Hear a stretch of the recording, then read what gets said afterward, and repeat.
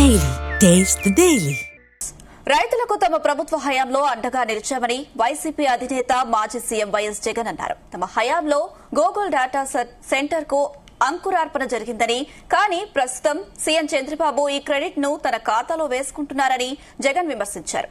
ఆ రోజు పడిన అడుగుల వల్లే ఈ రోజు అభివృద్ధి కనిపిస్తుందని అన్నారు.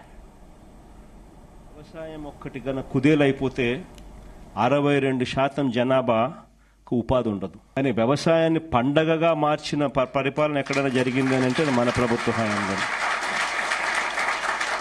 ప్రతి అడుగులో కూడా విత్తనం నుంచి పంట కొనుగోలు వరకు, పంట కొనుగోలు నుంచి రైతుకి ఏదైనా విపత్తు వస్తే ఆ విపత్తు నుంచి రైతును ఆదుకునే వరకు ప్రతి అడుగులోనూ కూడా రైతును చేపట్టుకుని నడిపించింది ఒక వైఎస్ఆర్సీపీ ప్రభుత్వ హయాంలో మాత్రమే.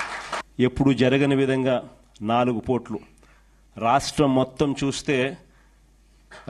మొత్తం చూస్తే మనం రాకమునుపు వరకు 6 పోర్ట్లు ఉంటే, 4 లొకేషన్స్లో 6 పోర్ట్లు ఉంటే, మన 5 ఏళ్ల పీరియడ్లోనే కోవిడ్ ఉన్నా కూడా, 2 సంవత్సరాలు కోవిడ్ ఉన్నా కూడా మన 5 ఏళ్ల కాలంలో ఏకంగా మరో 4 పోర్ట్లకు శ్రీకారం చుట్టి అడుగులు ముందుకేసి గూగుల్కి సంబంధించి క్లారిఫికేషన్ చంద్రబాబు నాయుడు అనే వ్యక్తి ఏ రకంగా క్రెడిట్ చోరీ చేస్తాడు అనేది కూడా చెప్పింటే, డేటా సెంటర్ అనే దానికి ఫస్ట్ ఆఫ్ ఆల్ డేటా విశాఖపట్నంకు రావాలా కదా, వస్తేనే కదా డేటా సెంటర్ అనేది వచ్చేది. ఆ డేటా అనేది సింగపూర్ నుంచి కేబుల్ తీసుకొచ్చేదానికి అంకురార్పణ చేసింది వైఎస్ఆర్సీపీ ప్రభుత్వంలో జరిగింది. కాబట్టి వైఎస్ఆర్సీపీ ప్రభుత్వంలో 300 మెగావాట్లకు సంబంధించి డేటా సెంటర్కు శంకుస్థాపన చేశాం.